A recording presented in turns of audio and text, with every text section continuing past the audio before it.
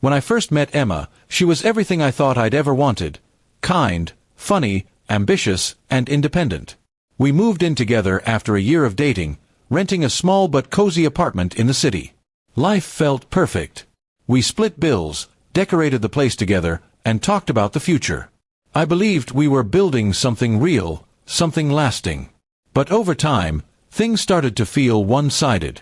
At first, it was subtle. She'd start making big decisions without asking me, like buying new furniture or inviting her friends over for weekends. I brushed it off, thinking maybe I was overreacting. She had a strong personality, and I admired that about her. But soon, I realized she was becoming distant, emotionally and physically. Our conversations were shorter, our laughter rare. Then one evening, after a long day at work, I came home to find her sitting on the couch with her arms crossed. The air in the room was cold, tense. "We need to talk," she said flatly. My stomach tightened instantly. She didn't waste time. "I've been thinking," she began. "I'm staying in this apartment. You can go live with your parents."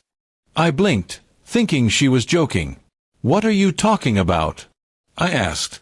"This is our place. We pay rent together." She shrugged like it meant nothing.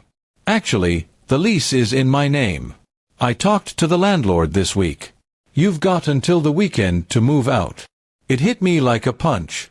I couldn't believe how calmly she said it. "Is this about us?" I asked.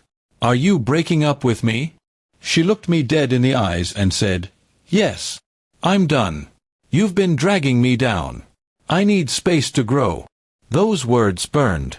I wasn't perfect, but I had supported her through everything. Her job changes, her family issues, even her anxiety. I paid more than my share of bills when she was struggling. Yet, she spoke as if I'd been nothing but a burden. I sat there in silence while she started listing reasons, like she had rehearsed them.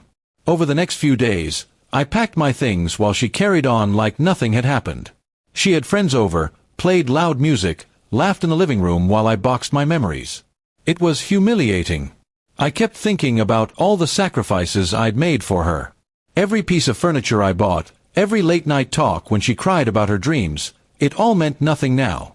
When I left that apartment, I felt hollow. I drove back to my parents' house with everything I owned stuffed into the back of my car. My mom hugged me without asking questions. She just knew something had shattered inside me. I spent the next week barely talking, just trying to understand how someone could switch off love like a light. A month passed before I finally reached out to her, just to ask if I could pick up a few things I'd left behind. She didn't reply. When I went to the apartment, I found out she'd changed the locks. The landlord told me she had renewed the lease, alone. That was when I knew she had been planning this long before she told me. Later, through mutual friends, I learned she was already dating someone new. Apparently, she met him months before we broke up. Suddenly, everything made sense. Her distance, her coldness, her excuses. The space she needed was just an escape route she'd already found. It hurt deeply, but I also felt clarity. I realized I'd been living in a one-sided relationship, mistaking comfort for love. I had ignored the red flags because I didn't want to believe she could betray me like that. The pain slowly turned into determination. I started focusing on myself, got a better job, reconnected with old friends, and found joy in small things again. Every time I thought of her, I reminded myself that I didn't lose someone who loved me. I lost someone who was pretending. Months later, she texted me out of nowhere. "Hey, I hope you're okay. I miss talking to you."